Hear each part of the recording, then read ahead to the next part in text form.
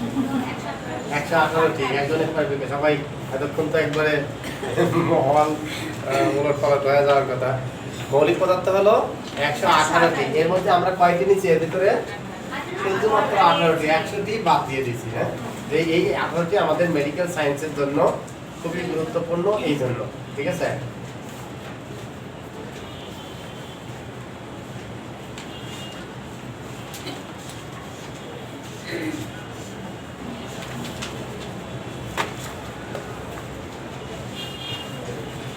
পরমাণু, অণু। দেখি একজন জিজ্ঞেস করে পরমাণু কাকে বলে?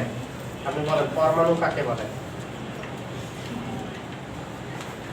পরমাণু কাকে বলে? বলো না, আপনি বলেন তো পরমাণু কাকে বলে? ভুলে গেছেন? দেখলেন? মৌলিক পদার্থের ক্ষুদ্রতম কণাকে বলা হয় পরমাণু। অতি ক্ষুদ্র, পরম, পরম মানেই হলো অতি বলবেন তখন, যখন পরমাণু, অণু। আর অণু বললে ক্ষুদ্রতম কণা। ঠিক আছে? হ্যাঁ, তাহলে অণুটা কিন্তু মৌলিক পদার্থের হয়, যৌগিক পদার্থের হয়। আরেকজন আছে ফিজিওথেরাপি পাশে রেখে। কেমিস্ট্রি, সেকেন্ড সেমিস্টারে কেমিস্ট্রি পাবে, সেই কেমিস্ট্রি লেকচার শিট তো মনে হয় দিছি আগে, তাই না? না সেকেন্ড সেমিস্টারে লেকচার শিট পাইনি। পান নাই?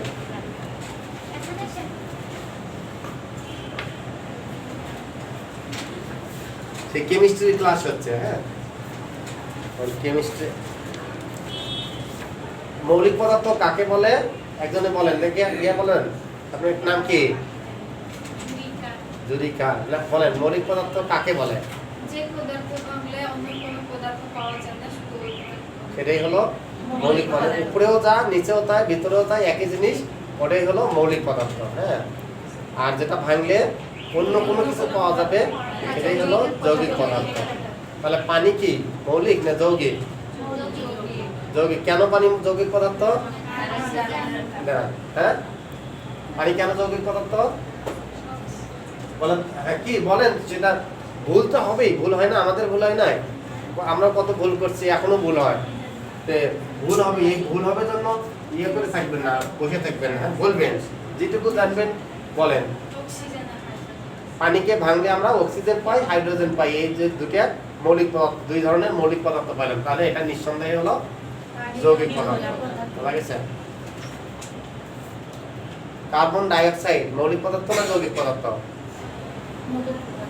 কেমন করে কার্বন ডাই অক্সাইড মৌলিক? কার্বন ডাই অক্সাইড লেখেন তো দেখি। CO2। তাহলে এটা কি হলো, মৌলিক না যৌগিক? যৌগিক হলো না? এটা হলো যৌগিক পদার্থ হলো, যৌগিক পদার্থ হলো। কারণ কি এটা যৌগিক পদার্থ কেন? কারণ কার্বন ডাই অক্সাইডকে ভাঙলে কার্বনও পাই আর অক্সিজেনও পাই, এই জন্য কার্বন ডাই অক্সাইড। আবার লিখে দেই, দেখেন এটা হলো কার্বন ডাই অক্সাইড। এটা ভাঙলে আমরা কি কি পাচ্ছি? কার্বন পাচ্ছি, অক্সিজেন। এটা হলো কার্বন, এটা হলো O, অক্সিজেন। অক্সিজেন কয়টা আছে? দুইটা। অক্সিজেনের দুইটা অণু না দুইটা পরমাণু? দুইটা। অক্সিজেনের দুইটা পরমাণু। আর কার্বনের কয়টা পরমাণু? একটা। এই মিলে হয়েছে হলো কার্বন ডাই অক্সাইড। তাহলে দুই ধরনের পরমাণু পেলাম, একটা হলো কার্বন আর একটা হলো অক্সিজেন। যেহেতু দুই ধরনের পরমাণু পেলাম, মানে দুই ধরনের পদার্থ পেলাম, এই জন্য এটাকে বলবো আমরা যৌগিক পদার্থ। আর এবার দেখেন অক্সিজেন, O2 হলো অক্সিজেন। এটা বলেন তো মৌলিক পদার্থ না যৌগিক পদার্থ? যৌগিক পদার্থ। কেন যৌগিক পদার্থ? দুইটা অক্সিজেন আছে, সেজন্যই মৌলিক না যৌগিক? যৌগিক হবে না, মৌলিক। দুটেই তো অক্সিজেন, একই জিনিসই পেলাম না ভাঙ্গি। ও এটা অক্সিজেন, এটা অক্সিজেন, তাহলে মৌলিক হবে না? বোঝা গেছে? আর পানিকে যদি ভাঙ্গি, H2O হলো পানি, তাহলে কি পাচ্ছি? বুঝতেছেন? বোঝা যাচ্ছে না? প্রথম সেজন্য তাদের তো কেমিস্ট্রি ছিল না, এই যে কিছু কিছু বুঝতেছে। হ্যাঁ, তাহলে এখানে এটা ভাঙতে পাচ্ছি এই হাইড্রোজেন আর এই হলো অক্সিজেন। দুই ধরনের আমরা পদার্থ, দুই ধরনের মৌলিক পদার্থ পাচ্ছি, তাহলে নিঃসন্দেহে পানি একটা যৌগিক পদার্থ। চলো গেল। পরমাণুর গঠন পড়ানো হয়েছে? হয় নাই না? পরমাণুর গঠন পড়ানো হয় নাই? হয়েছে? পরমাণুর ভিতরে কি কি থাকে? প্রোটন। এটা কিন্তু হ্যাঁ, পরমাণুর গঠনে থাকে হলো প্রোটন, নিউট্রন আর ইলেকট্রন। কেন্দ্রটা গঠিত হচ্ছে কি কি দ্বারা? প্রোটন আর নিউট্রন দ্বারা। আর ইলেকট্রন কোথায় থাকে? চারপাশে ঘোরে, ঘূর্ণায়মান অবস্থায় থাকে, বিভিন্ন কক্ষপথে ঘোরে। হ্যাঁ, এটা হলো ইলেকট্রন। এখন একজনে বলেন তো চার্জ কি? এটা কি পড়ানো হয়েছে? চার্জ কি? চার্জ পড়ানো হয়েছে। আপনি বলেন তো চার্জ কি? তারপরে চার্জ কি বলেন? বলতে পারবেন না? তাহলে না থাকলে কিভাবে হবে? আপনি বলেন তো চার্জ কি? চার্জ হচ্ছে এমন একটি শক্তি যার মধ্য দিয়ে অর্ধেকটা হয়েছে, আর একটা হ্যাঁ, যাহা তার মধ্যে আকর্ষণ হ্যাঁ, চার্জ হচ্ছে এমন একটি শক্তি যাহা আকর্ষণ বা বিকর্ষণ করার ক্ষমতা রাখে। বোঝা গেছে? সেটাই হলো চার্জ। চার্জ হচ্ছে এমন একটা শক্তি যাহা আকর্ষণ বা বিকর্ষণ করার ক্ষমতা রাখে। মনে থাকে না? কেমন ছিল না কেন? এটা তো আচ্ছা দেখেন, একজন পুরুষের ক্ষমতা হলো বিয়ে করার ক্ষমতা আছে, তাই না? একজন নারী সে বিয়ে করার ক্ষমতা রাখে না, কিন্তু একজন পুরুষ আর একজন নারী কি সমান? এটা যদি পজিটিভ ধরেন তাহলে ওটা হলো নেগেটিভ। বোঝা গেছে? আর ওইটার যদি পজিটিভ ধরেন তাহলে এটা হলো নেগেটিভ। এখন যারা আছে হিজড়া যারা আছে, হ্যাঁ, এরা কি? এরা পুরুষ না মহিলা? এরা পুরুষ না মহিলা না, তারা অর্থাৎ এদের বিয়ে করার সামর্থ্য নাই। বোঝা গেছে? তাহলে এটা দিয়ে তো মনে রাখার একটা উপায় যে যাহার অন্য কি বললাম, চার্জ হচ্ছে এমন একটা শক্তি যাহা আকর্ষণ বা বিকর্ষণ করার ক্ষমতা রাখে। এটাই হলো চার্জ। ওদের কিন্তু এই ফিলিংসটা নাই। আমাদের যে ফিলিংসটা থাকে পুরুষরা নারীর প্রতি, নারীরা পুরুষের প্রতি, ওদের কিন্তু সেই ফিলিংসটা নাই। হরমোনাল, ওদের হরমোনই ওইভাবে হয়ে গেছে। বোঝা গেছে? এই জন্য ওদের কোনো চার্জ নাই, আর আমাদের চার্জ আছে। এখন আমাদের পুরুষের যদি চার্জ পজিটিভ ধরি তাহলে আপনার মেয়েদের হলো নেগেটিভ চার্জ, আর ওইটা যদি নেগেটিভ ধরি এটা হলো। কিন্তু এখন দেখেন যে ইলেকট্রোফিজিক্সে এই জিনিসগুলো কিন্তু আবার পাবেন, ইলেকট্রোফিজিক্স যখন পাবেন।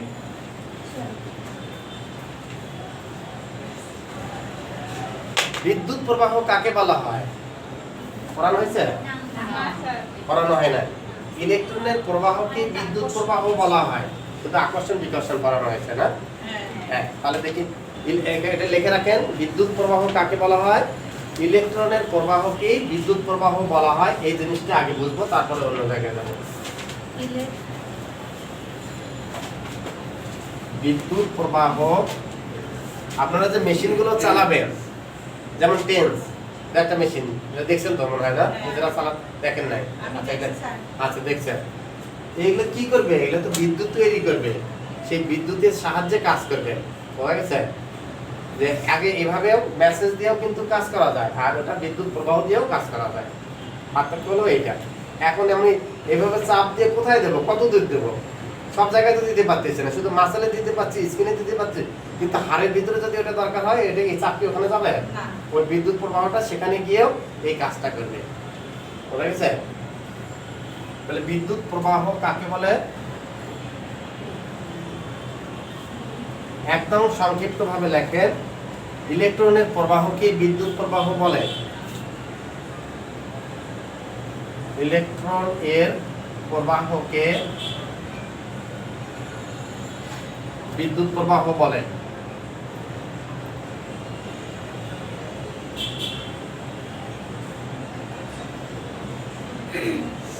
এটা আমরা ইলেকট্রোফিজিক্সেও এই জিনিসগুলোই পাবো। তাহলে কেমিস্ট্রি দেখেন আপনার কত হেল্প করতেছে।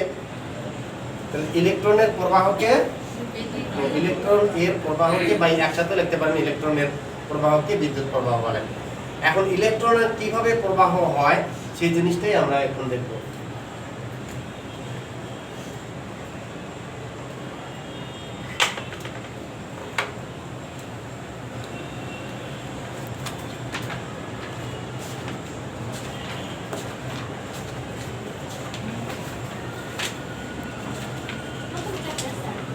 প্রথমে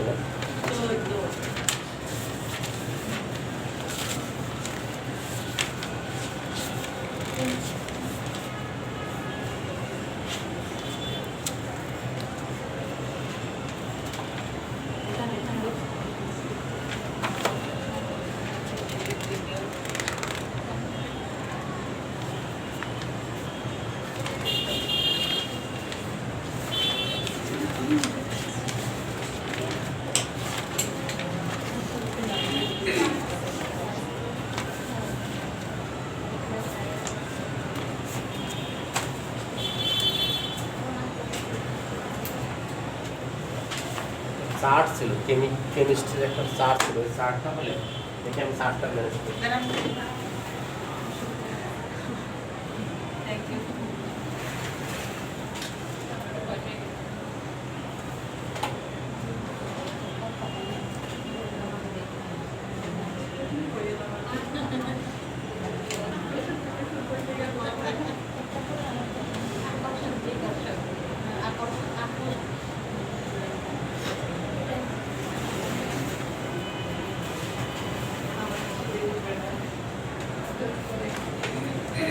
এটাতে দেখেন মৌলিক পদার্থ কয়টি, সেটারই একটা চার্ট, নাম দিয়েছিল periodic table of the elements. এই এলিমেন্টস মানে হলো মৌলিক পদার্থগুলো। হ্যাঁ, আচ্ছা, প্রথম যে এলিমেন্ট অর্থাৎ মৌলিক পদার্থ সেটা হলো হাইড্রোজেন, H, এর পারমাণবিক সংখ্যা হলো 1।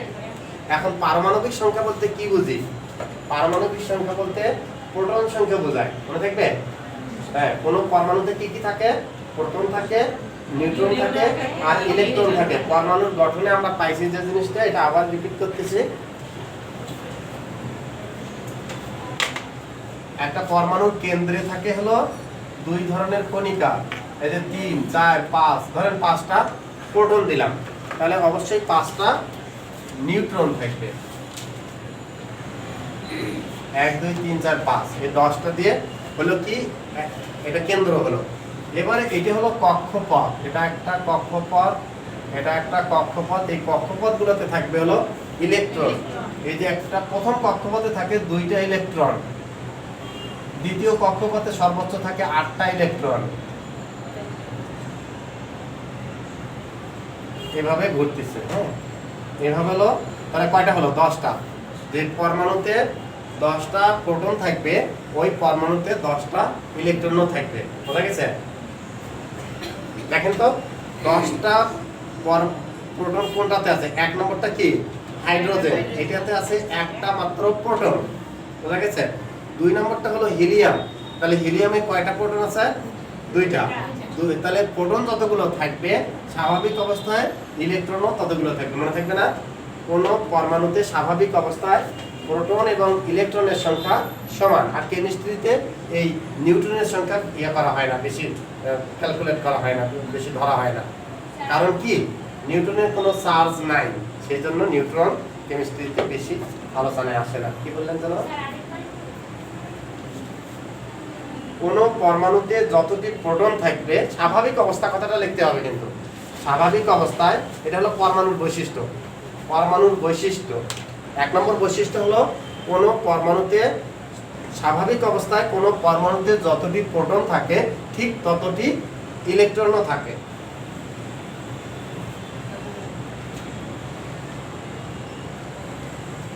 তাহলে 10টা প্রোটন থাকলে 10টা ইলেকট্রন থাকবে। আমরা এখানে আসলে 10টা দেই না কিন্তু, তাহলে 10টা দিতে হবে। এই কালো দাগও দিতে হবে 10টা, লাল দাগও দিতে হবে, লাল পোড়াও দিতে হবে 10টা। বইয়ের ভিতরে 2টা, 6টা আছে। হ্যাঁ, বইয়ে 6টা। না বইয়ে থাকে, এটা উদাহরণ, এটা তো উদাহরণ দিচ্ছে একটা, আর কিছুই না। আর এখন তো বাস্তবে পাচ্ছেন। হিলিয়াম দেখেন 2 নম্বরে আছে পিরিয়ডিক টেবিলে, 1 নম্বরে দিয়েছে কাকে? হাইড্রোজেনকে। এই হাইড্রোজেনের ওজন সবচেয়ে কম, এটা হলো 1 নম্বর। এটার সাথে কম্পেয়ার করে অন্য এগুলোকে মাপা হয় যে অন্যটার ওজন কত। তাহলে হিলিয়ামের কত? 2, এর পারমাণবিক সংখ্যা হলো 2, মানে 2টা প্রোটন আছে। তাহলে পারমাণবিক সংখ্যা বলতে কি বুঝি? তাহলে এই কথাটা লিখে রাখেন, পারমাণবিক সংখ্যা বলতে কোন পরমাণুতে অবস্থিত প্রোটন সংখ্যাকে বোঝায়। লেখেন, আগেরটা লিখছেন? বোঝা যাচ্ছে না? বোঝা যাচ্ছে না? তাহলে অন্য ক্লাসে যান, তা আর তো ব্যাক করা যাবে না। হ্যাঁ, আমি মনে হচ্ছে বুঝতে পারবেন, বুঝাতে পারবো, কিন্তু তাদের, তাই না? এইটুকু তো বোঝা যাচ্ছে যে পরমাণু কি? পরমাণু হলো কোন পদার্থে, মৌলিক পদার্থের সবচেয়ে ক্ষুদ্রতম কণাকে বলা হয় হলো পরমাণু, বা অতি ক্ষুদ্রতম কণাকে বলা হয় পরমাণু। এই পরমাণুর গঠন পড়ানো হচ্ছে। পরমাণুর গঠনে কি কি থাকে? প্রোটন আর ইলেকট্রন, প্রোটন, ইলেকট্রন আর নিউট্রন। পরমাণু কাকে বলে? পরমাণু হলো মৌলিক পদার্থের অতি ক্ষুদ্রতম কণাকে বলা হয় পরমাণু। এখন মৌলিক পদার্থ কি, ওটা ক্লাস পার হয়ে গেছে, তো ওইটা আমরা লিখিত করতে একটু সময় লাগবে। ওইটাও যে আগে জিজ্ঞেস করলাম, জানিয়ে নিলাম। হ্যাঁ, আপনি তারপরেও দেখেন পরবর্তীতে ক্লাসে। আপনারও তো ভাগ্য আসবেই এটা, তাই না? আগে খেলা দেখেন, এরপরে খেলা দেখার সময় কি বলেন, এইভাবে দিলে মনে হয় গোল হতো, ওভাবে দিলে গোল হতো। তারপরে নিজে যখন বাস্তবে আসবেন তখন বুঝবেন যে কেমন। কি দিলাম? পারমাণবিক সংখ্যা কি?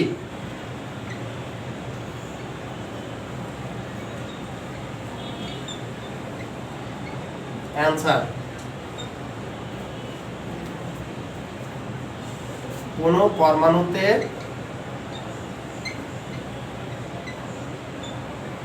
অবস্থিত প্রোটন সংখ্যাকে, PROTON, প্রোটন সংখ্যাকে পারমাণবিক সংখ্যা বলে।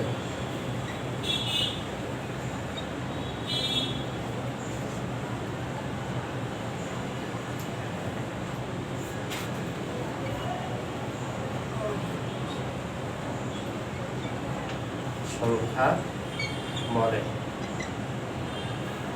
তাহলে পরমাণুতে তো থাকে 3 ধরনের কণা, প্রোটনও থাকে, ইলেকট্রনও থাকে, নিউট্রনও থাকে। আবার এটাও বলা হচ্ছে যে স্বাভাবিক অবস্থায় কোনো পরমাণুতে যতগুলো প্রোটন থাকবে ততগুলো ইলেকট্রনও থাকবে, তাহলে ইলেকট্রনের সংখ্যাও তো পারমাণবিক সংখ্যা, তাই হচ্ছে না? কিন্তু এইটা বলা হয় না কেন? এটা বলা হয় না এই জন্য, এই ইলেকট্রনগুলো এখান থেকে যাইতেও পারে, আবার নতুন করে এসে যোগ হতে পারে। তাহলে কি ওটা স্বাভাবিক থাকলো? মানে স্বাভাবিক মানে স্থির থাকে না, কিন্তু এই সংখ্যাটা স্থির থাকবে, এটা বাহিরেও যাবে না, ভিতরেও আসবে না। এইটা প্রচন্ড শক্তির মাধ্যমে এখানে আছে। আর এখানে যে পারমাণবিক অস্ত্র যে তৈরি করে, এই শক্তিটাই ব্যবহার করে। বুঝা গেছে? এই যে পরমাণু শক্তি, পারমাণবিক, এটা আসবে একটু পরে আসবে। এই শক্তিটাই কাজে লাগায়, যে কি পরিমাণ শক্তির সাহায্যে ওখানে ওরা আবদ্ধ আছে। তাহলে সহজে যেতে পারে, আসতে পারে কে? ইলেকট্রন। যেহেতু ইলেকট্রন বিভিন্ন কক্ষপথে আছে, যেমন সূর্য একখানে, হ্যাঁ, আর কক্ষপথে ঘুরতেছে কি গ্রহগুলো, তারপরে উপগ্রহগুলো এলে ঘুরতেছে। এখন তাহলে গ্রহগুলো কি একটার থেকে আরেকটা চলে যেতে পারে না, কিন্তু ওখানে সূর্য স্থিরভাবে আছে। ঠিক সেই রকমই কোন পরমাণুতে অবস্থিত প্রোটন সংখ্যাকে পারমাণবিক সংখ্যা বলে। তাহলে যতটা প্রোটন থাকবে তার পারমাণবিক সংখ্যা তত। বোঝা গেছে? অর্থাৎ কোন পরমাণুতে যতটি প্রোটন থাকবে তার পারমাণবিক সংখ্যাও তত।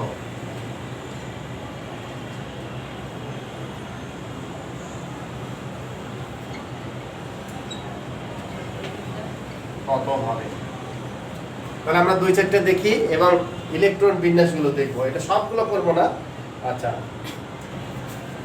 3 নম্বরে আছে লিথিয়াম, এটা আমরা পড়ি নাই, কিন্তু এটা লেখা আছে।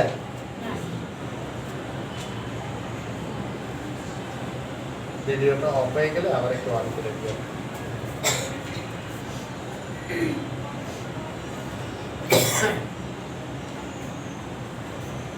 চার নম্বরে আছে বেরিলিয়াম, 5 নম্বরে বোরন, 6 নম্বরে কার্বন। কার্বনটা আমরা নিছি না? দেখেন কার্বনটা আমাদের জন্য জরুরি। এখন দেখেন কার্বনের পারমাণবিক সংখ্যা কত? 6। তাহলে কার্বনে কয়টা প্রোটন আছে? 6টা প্রোটন আছে। তাহলে ইলেকট্রন কয়টা থাকবে স্বাভাবিক অবস্থায়? 6টাই থাকবে। তাহলে গঠনটা কেমন হবে? কার্বনের গঠন। এবার লেখেন তো কার্বনের গঠন। আপনি লেখেন, বুঝতেছেন এবার? না এখনো বুঝতেছেন না? দেখছেন মাঝখানে আসলে কি রকম হয়? এই জন্য ক্লাস বাদ দেবেন না। ক্লাস বাদ দিলে আর বোঝা যায় না সহজে। খুব কিন্তু ব্যবধান না, একদিন ক্লাস নিচ্ছে মাত্র, তাই না? এই একদিন ক্লাসে না থেকেই আপনি বুঝতে পারতেছেন না। যদি প্রথম ক্লাসটা পাতেন তাহলে এগুলা বুঝতেন। কার্বনের, হ্যাঁ, কার্বনের গঠন, হ্যাঁ, কার্বন পরমাণুর গঠন।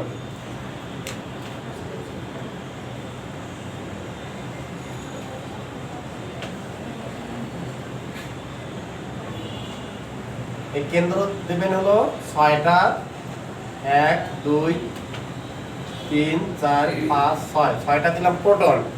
আর নিউট্রনও 6টাই থাকবে, 1 2 3 4 5 6। অনেক সময় নিউট্রন একটু কম বেশি হতে পারে। এবার ইলেকট্রন, ইলেকট্রন অবশ্যই 6টা থাকবে স্বাভাবিক অবস্থায়। তাহলে প্রথম কক্ষপথে থাকে হলো 2টা, মনে থাকবে? কোন পরমাণুতে প্রথম কক্ষপথে ইলেকট্রন থাকে হলো 2টা, তার পরবর্তীগুলো বেশিগুলো থাকে পরের কক্ষপথে। তাহলে আর কয়টা থাকে? 8টা থাকে। হ্যাঁ 4টা থাকে, 4টা না? প্রোটন যতটা, আমরা তো লালগুলো কি নিউট্রন, ওটা তো ক্যালকুলেশন করব না। প্রোটন যতটা, প্রোটন কয়টা? 6টা। তাহলে ইলেকট্রনও থাকবে 6টা। তাহলে 6টার মধ্যে প্রথম কক্ষপথে আসলো কয়টা?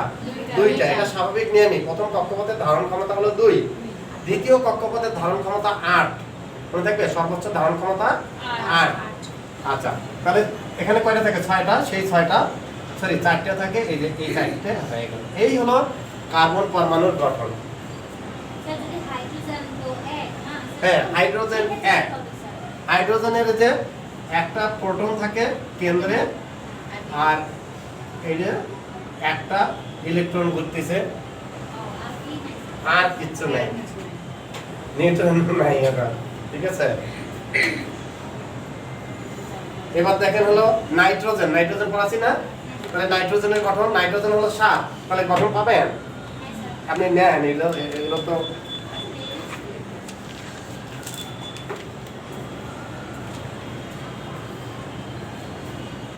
নাইট্রোজেন পরমাণুর গঠন,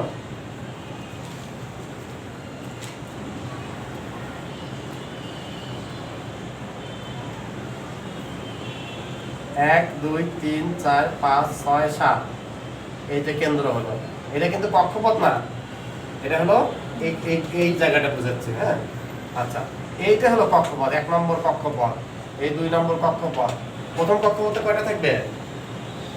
2টা। তাহলে 2টা দেন, 1, 2, আর বাকি থাকে কয়টা? 5টা। তাহলে দ্বিতীয় কক্ষপথের ধারণ ক্ষমতা কত? 8।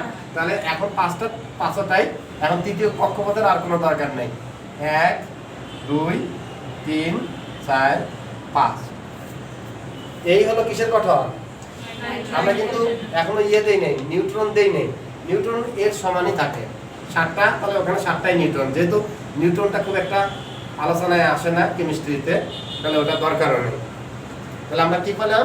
7টি প্রোটন, 7টি প্রোটন আর 7টি ইলেকট্রন। তাহলে গঠনটা হবে এইরকম। এখানে 7টাই নিউট্রন দিয়ে দিতে পারেন, আমি দিলাম না যাতে করে আপনাদের এলোমেলো না হয়। নাইট্রোজেন গেল। এই হলো নাইট্রোজেনের গঠন। নাইট্রোজেনের প্রতীক কি? নাইট্রোজেনের প্রতীক হলো N, আর কার্বনের প্রতীক C, বড় হাতের C, বড় হাতের N। অক্সিজেন, অক্সিজেনটা কি আমরা আলোচনায় নিছি না নেই নেই? আছে না? আচ্ছা, তাহলে অক্সিজেন, অক্সিজেন হলো 8 নম্বরে। তাহলে এবার দেখি কেমন গঠন হবে, পারবেন না? নিজেরা করেন। অক্সিজেনের গঠন, অক্সিজেনের পারমাণবিক গঠন, বা অক্সিজেনের পরমাণুর গঠন, বা অক্সিজেনের পারমাণবিক গঠন লেখেন দেখি। এটা কি বলা হয়? পারমাণবিক গঠন। অক্সিজেনের পারমাণবিক গঠন। অক্সিজেনের পারমাণবিক সংখ্যা কত? 8। পারমাণবিক সংখ্যাটা জানলেই পরমাণুর গঠনটা 8 করতে পারবেন।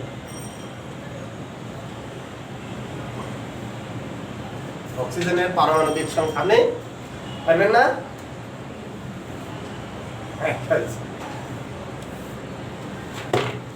করছেন? কে করছেন?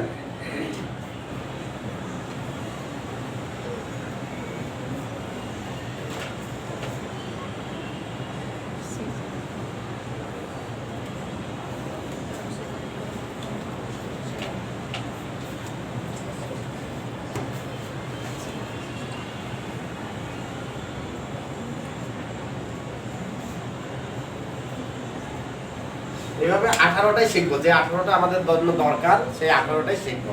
লিখছেন? আপনি লিখছেন দেখি? করেন। অক্সিজেনের পারমাণবিক সংখ্যা কত?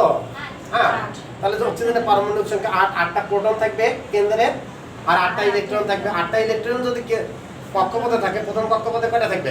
2টা, আর দ্বিতীয় কক্ষপথে এটা হয়ে গেল। এটা 8 করেন। হ্যাঁ, 8 না করলে মনে থাকবে না তো, বুঝছেন না? অক্সিজেন হলো O8 দিলে হবে না, এখানে 2, এটা লিখতে পারেন অক্সিজেনের পারমাণবিক সংখ্যা, এই কথাটা লিখতে পারেন অক্সিজেনের পারমাণবিক সংখ্যা ওইখানে নিচে লেখেন। আচ্ছা 8, তাহলে 8টা এখানে 8টা দিছেন 1 2 আচ্ছা, আর এটা হলো এগুলা কি, এটা লিখবেন এটা প্রোটন আর এটা ইলেকট্রন, এটা লিখবেন এটা প্রোটনটা দেখে দিবেন 8টি প্রোটন আর ইলেকট্রন এইভাবে দেখার দরকার নাই 8টি ইলেকট্রন। 8টা নিউট্রন দিয়ে রাখেন, অন্য কালার দিয়ে যদি অন্য কালারে কম থাকে। আচ্ছা হ্যাঁ নিজে বুঝলেই হলো। এবার ফ্লোরিন, এটা কি দিছিলাম ফ্লোরিন এর দিছি, ফ্লোরিনের পারমাণবিক সংখ্যা হলো 9। পারমাণবিক সংখ্যা যদি 9 হয় তাহলে ফ্লোরিনে কয়টা আছে, কয়টা প্রোটন আছে, কয়টা ইলেকট্রনও থাকবে 9টা স্বাভাবিক অবস্থায়, বোঝা গেছে? তাহলে সেটা একটু আটকান দেখে, আপনি দেখে কি করছিলেন না, একটা না বলে সামনে যাওয়া যাবে না। তো অক্সিজেনের গঠন, এটা হলো কি লিখছে, অক্সিজেনের পারমাণবিক সংখ্যা কত লেখেন, অক্সিজেনের পারমাণবিক সংখ্যা 8, অর্থাৎ অক্সিজেনের গঠন হবে এই। বাকি দেওয়ার কিছু নেই, 18টাই আমার বুঝে দেওয়া লাগবে। ইলেকট্রন 8টি, ওইটা দেখালে তো ওইটাই ওখানে একসাথে 8টা হয়ে গেল। এটা হলো ইলেকট্রন, এটা নিচে লিখবেন সংখ্যা 8, মোট 8টি ইলেকট্রনের সংখ্যা, মোট 8টি, এই কথাটা ব্র্যাকেটে লিখে দিবেন। আর নিউট্রন না, নিউট্রন 4টে হবে কেন, প্রোটন 4টে নিউট্রন 4টে না, প্রোটনিও 8টা নিউট্রনও 8টা আর ইলেকট্রনও 8টা, বোঝা গেছে?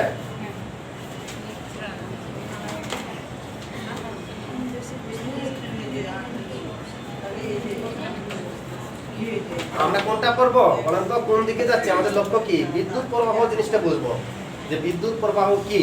সারা জীবনের জন্য বলেন না যে বিদ্যুৎ প্রবাহ কি, কারণ বিদ্যুৎ প্রবাহ নিয়ে তো কাজ করব, সে জিনিসটা বললে হবে? সারা জীবন হাত দিয়ে মেসেজ করে দেন একজনকে, কেউ কিছু বলবে? কোনো আইনগত বৈধ ইয়ে আছে, সমস্যা আছে? যখনই আপনি বিদ্যুৎ প্রবাহ কারো দিয়ে চালাবেন তাহলে একটা আইনগত ইয়ে লাগবে না, একটা ঝামেলা আসবে না আইনত? কারণ আপনি বিদ্যুৎ প্রবাহ চালালেন কেন, আপনি বিদ্যুৎ চেনেন নাকি? ঠিক আছে, যদি বুঝে বুঝে যান কোনো জায়গায় জগতে টিকবেন না। ফিজিওথেরাপিকে কয় ভাগে ভাগ করা হয়েছে, পাশাপাশি একটু অন্য জিনিসগুলো আছে, কি কি? হ্যাঁ কি কি কি? হ্যাঁ ম্যানুয়ালটাকে আবার কয় ভাগে ভাগ করা হয়েছে, ম্যানুয়ালটাকে আবার কয় ভাগে ভাগ করা হয়েছে, 2 ভাগে। কি কি? ওই যে টাকশন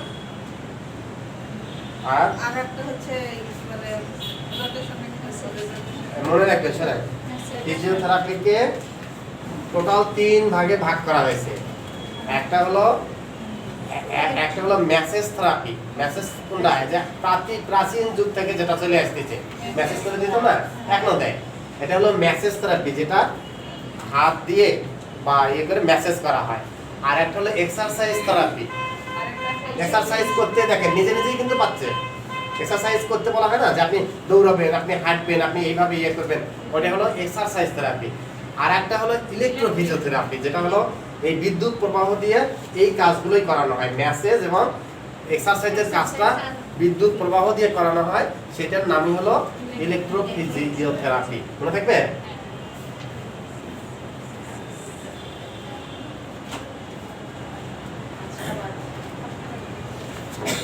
পাঁচটা বেজে গেছে? হ্যাঁ আচ্ছা, এবার এবার দেখেন আর একটা নেন।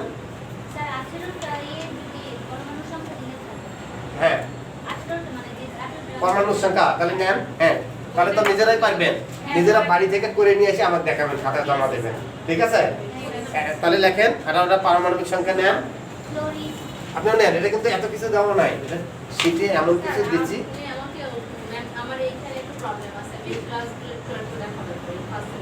আচ্ছা তাহলে জানো কেন জান, এটা তো এখনই শেষ হয়ে যাবে, ঘন্টা 5-10 মিনিটের মধ্যে। অন্য একটা রুমে দিয়ে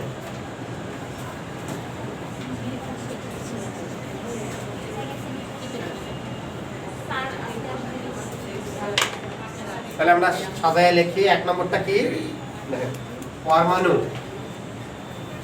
পরমাণু তাহলে পরমাণুর নাম এগুলো তো আমরা শিখছি। হ্যাঁ, স্যার। তার প্রতীক, পরমাণুর প্রতীক, প্রতীকটা লিখবো আর পারমাণবিক সংখ্যা।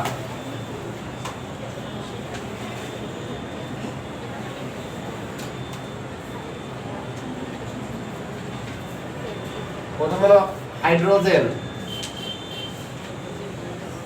হ্যাঁ, হাইড্রোজেন এটা হলো 1, পারমাণবিক সংখ্যা 1, তার মানে প্রোটন আছে একটা, ইলেকট্রন আছে একটা। 2 নম্বরে দিছিলাম হলো কার্বন, সি, কার্বনের পারমাণবিক সংখ্যা 4, সরি 6, তাহলে 6টা প্রোটন আর 6টা ইলেকট্রন, গুড। তাহলে নিউট্রন আছে 6টা। এবার নাইট্রোজেন, এন, এর হলো 7, পারমাণবিক সংখ্যা 7, নাইট্রোজেন। এবার অক্সিজেন, পারমাণবিক সংখ্যা 8, তারপরে ফ্লোরিন, পারমাণবিক সংখ্যা 9, নিয়ম দরকার। সোডিয়াম, Na, সোডিয়াম, এর পারমাণবিক সংখ্যা 11, ম্যাগনেসিয়ামও দিছি তাই না, Mg, ম্যাগনেসিয়াম, পারমাণবিক সংখ্যা 12, ফসফরাস দিছি P, P হলো ফসফরাস, এর পারমাণবিক সংখ্যা 15, তাহলে 15টা প্রোটন আছে, 15টা ইলেকট্রনও থাকবে, পারমাণবিক সাথে গেল।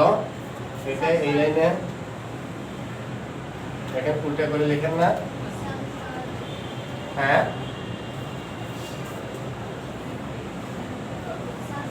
সালফার, S, এটা হলো 16,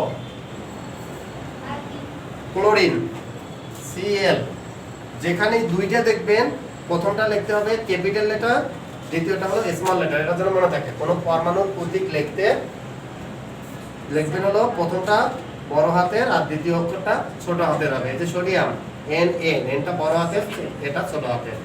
ক্লোরিন কত, 17,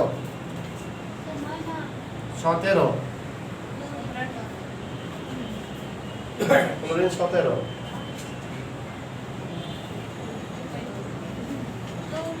হ্যাঁ, ক্লোরিন 9 হলো ফ্লোরিন, এই যে ফ্লোরিন হলো 9 আর ক্লোরিন হলো 17। পটাশিয়াম, এটাও দিছি কে, কে হলো পটাশিয়াম। বলেন তো কে নামটা কিভাবে, এটা কি নাম থেকে আসছে, কেলিয়াম। হ্যাঁ, কেলিয়াম হলো পটাশিয়াম। পটাশিয়াম হলো 19, 19, 1 10 9 19। Calcium 20,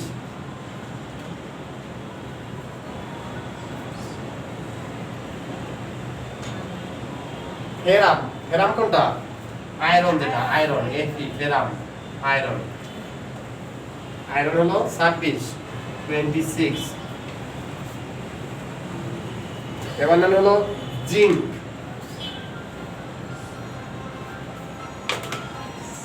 Zn, zinc.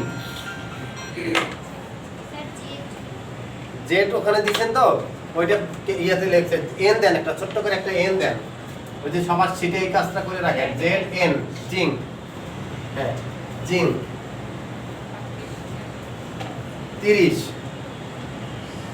জিঙ্ক হলো পারমাণবিক সংখ্যা 30।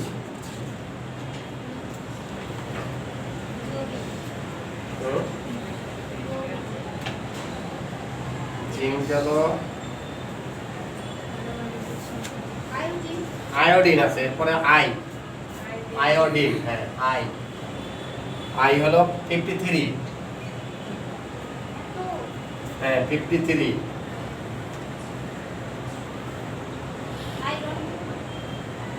আয়রন তো হয়েছে। আর একটা আছে Hg, হাইড্রোজেন। আচ্ছা, Al কি দিছি, Al 13। এই যে এখানে Al, ম্যাগনেসিয়ামের পরে Al দেন, এই ম্যাগনেসিয়াম যেখানে লিখছেন, এর অ্যালুমিনিয়াম তো আছে ওর ভিতরে আমার মনে হয়েছে, ম্যাগনেসিয়াম আছে, অ্যালুমিনিয়াম হলো 13, এই যে এটার পরে দেবেন Al মানে অ্যালুমিনিয়াম, এটা হলো 13। হ্যাঁ, ম্যাগনেসিয়ামের পরেই দেন Al, অ্যালুমিনিয়াম, এটা হলো 13। হাইড্রোজেন, H হলো হাইড্রোজেন মানে পারদ, এটা হলো 80, 80, আর দেওয়া নাই, এগুলোই হলো সব। হ্যাঁ, ব্রোমিন ব্রোমিন তো আছে 5 এটা দেওয়া হয় না আগে দেওয়া হয়নি। আচ্ছা তাহলে যে 4 এর পরেরটাই লেখেন 4 কোনটা 4 দেই নেই যে 6 এর আগেরটা লেখেন 6 এর আগেরটা কার্বনের আগে লেখেন এটা 5। এটা হলো 5 এখন একটা একটু আট করেন দেখি কোনটা আট করবেন এটা দ্রুত করতে পারবেন এখন সবগুলো পাইছেন দেখেন ভুল হয় না জানো ব্রোমিন লেখছেন সবাই বি তে ব্রোমিন ব্রোমিন কত ব্রোমিন এটা 5 ব্রোমিন হলো 5 লেখছেন ব্রোমিন কই বি আর ব্রোমিন তো না বি তে ব্রোমিন ও বি আর সরি হ্যাঁ বি আর এটা না না সরি সরি ব্রোমিন হলো 35 আর এটা হলো বোরন আমরা উল্টা কথা আছে এটা হলো 35 তাহলে 35 কোন জায়গায় দেবেন জিঙ্কের পরে দেন জিঙ্কের পরে ব্রোমিন দেখছেন মনে হয় হয়ে গেছে আর নাই হ্যাঁ জিঙ্ক হাইড্রাস দিলাম জিঙ্ক আয়োডিন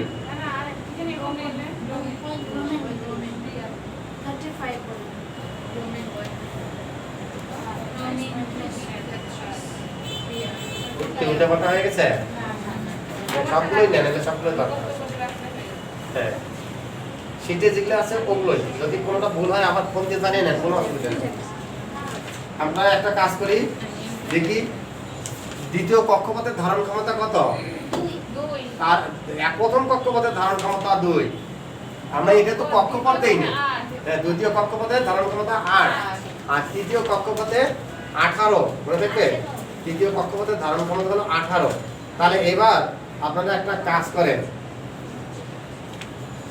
কাজটা হলো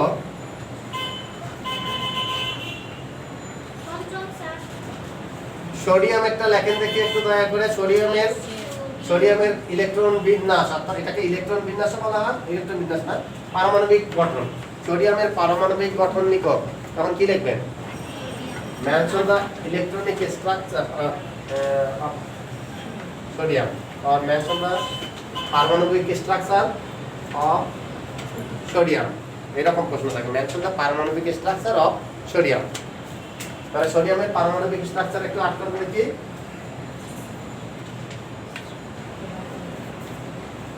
সোডিয়ামের প্রথম লিখবেন কি কারণ প্রশ্ন এরকম থাকলো আমরা তো প্রশ্ন ইংলিশেই করি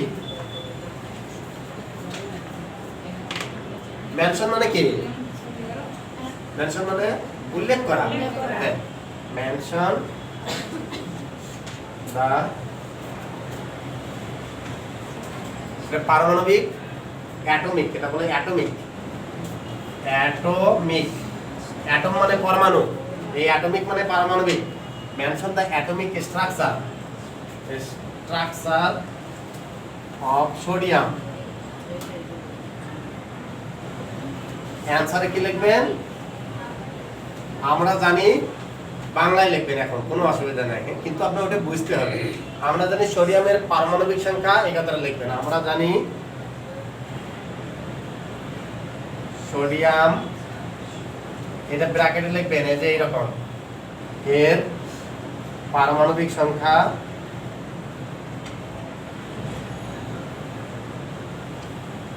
কত 11 অতএব সোডিয়াম